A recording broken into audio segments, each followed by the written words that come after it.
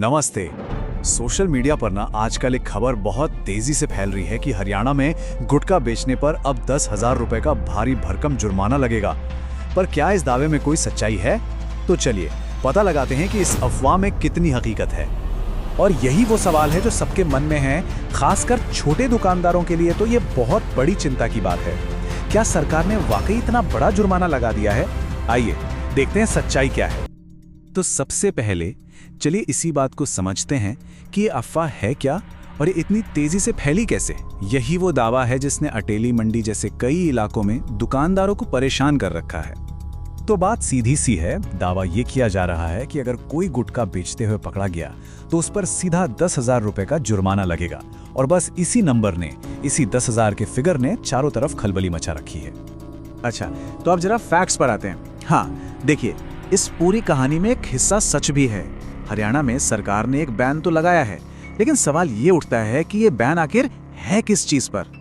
तो देखिए, नियम एकदम क्लियर है। हरियाणा में गुटखा और पान मसाला की पूरी सप्लाई चेन ही गैर कानूनी है। मतलब इसे बनाने से लेकर स्टोर करने, एक जगह से दूसरी जगह ले जाने और हाँ बेचने तक सब कुछ, हर चीज पर पाबंदी है।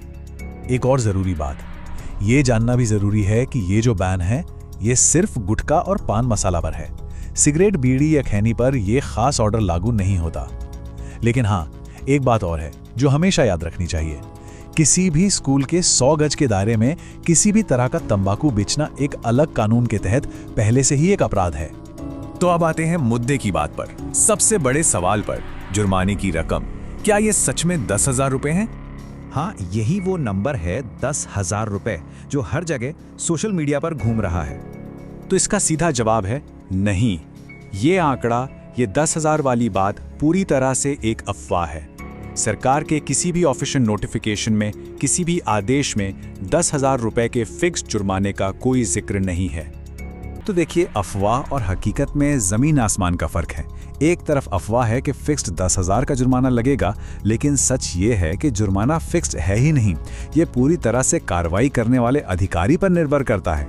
और असलियत में जो डॉक्यूमेंटेड केस हैं उनमें चालान 2,000 से 5,000 रुपए के बीच ही हुए हैं। और पता है, ये मामला सिर्फ गुटखा तक का नहीं है, ये एक बड़ी पिक्चर का हिस्सा है और उसे समझना भी बहुत जरूरी है।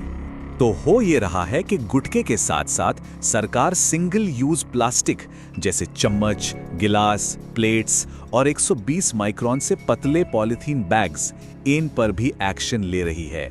यानी ये एक बड़ी मुहिम चल रही है और यहाँ भी नियम तोड़ने पर जुर्माना और सामान जब्त करने जैसी कार्रवाई हो सकती है। तो अब आते हैं सबसे जरूरी बात पर। इन सब अफवाहों से बचने का सबसे अच्छा तरीका क्या है? वो है असली कानून को जानना। देखिए, यहाँ समझने वाली बात यह है कि हर बैन के लिए एक अलग कानून काम करता है। गुटखे पर जो बैन है वो फूड सेफ्टी रूल्स के तहत आता है। स्कूलों के पास तंबाकू बेचने पर कोटपा एक्ट लगता है और प्लास्टिक के लिए अलग नियम है।